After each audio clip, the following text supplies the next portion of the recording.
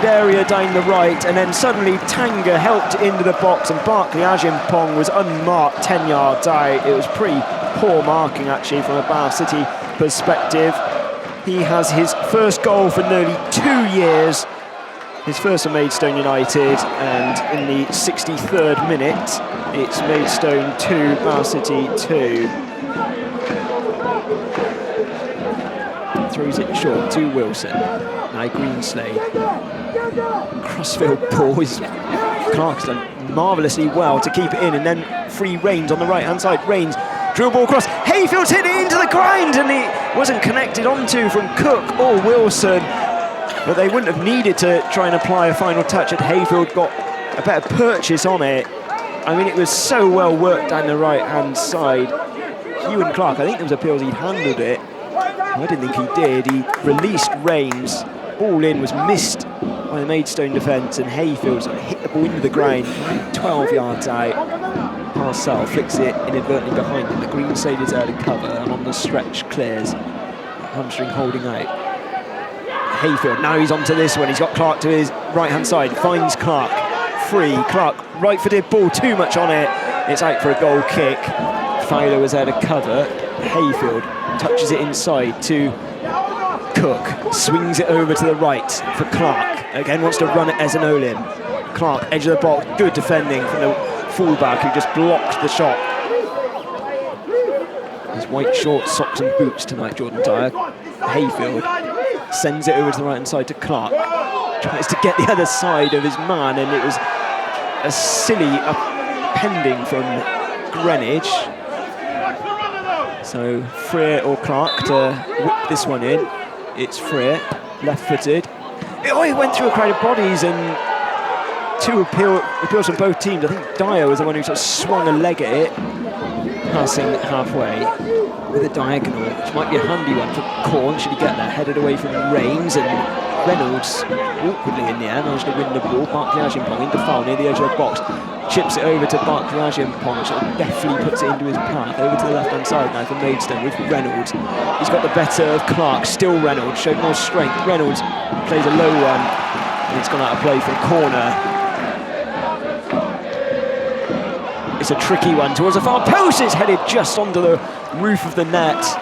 Whether that's to add an extra attacking body or whether it be a straight swap for Wilson or Cook, who just retired. They play a shift tonight. Helped over to the left-hand side to Reynolds, wide of the penalty area.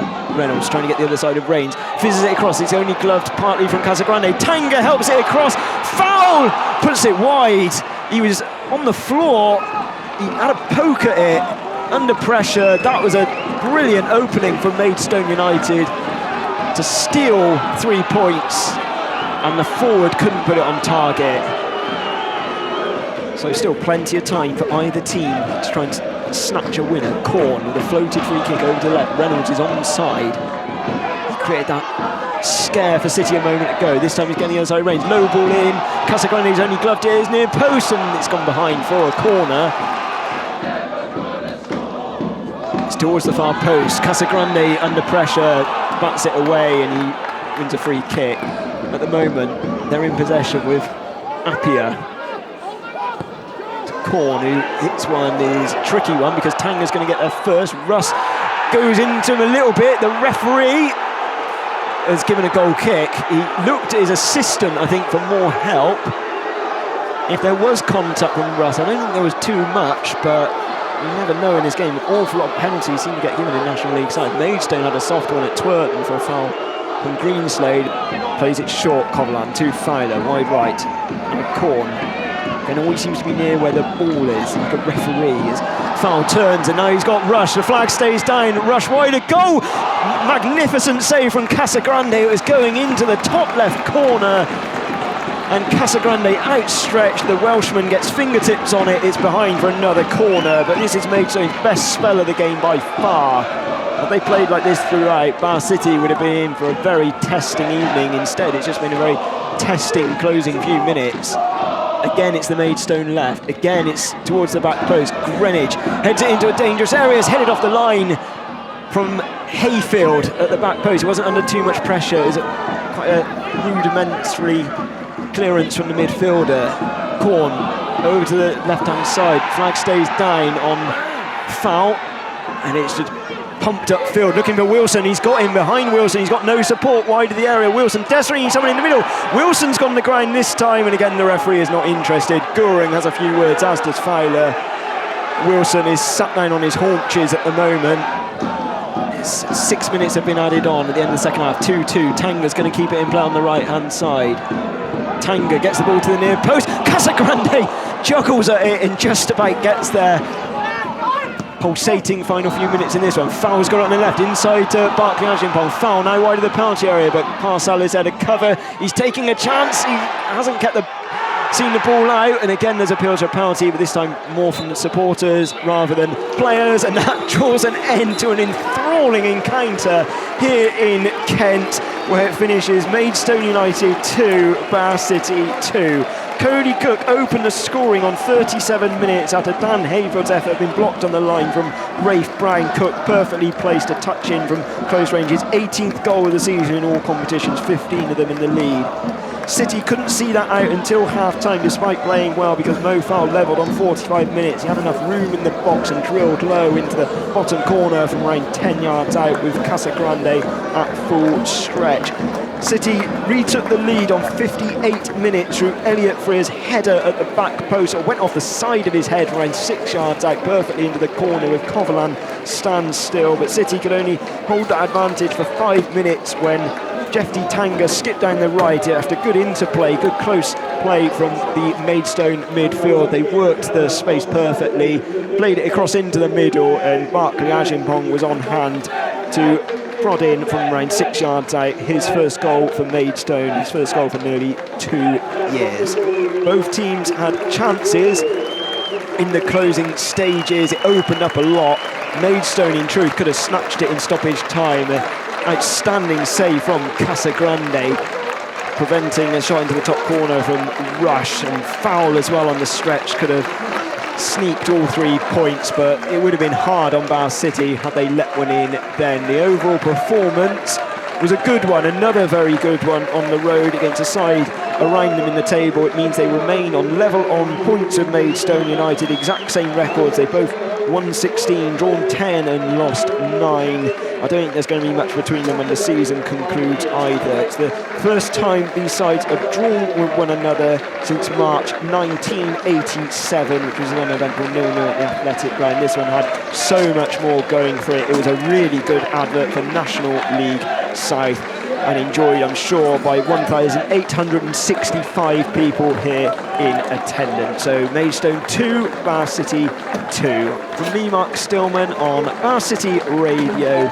We'll be back on air on Saturday for the visit of Farnborough from 2:45 p.m. Enjoy what's left of your weekend, and thank yourself that you now haven't got a 4-hour journey. Cerveza cristal, cerveza cristal.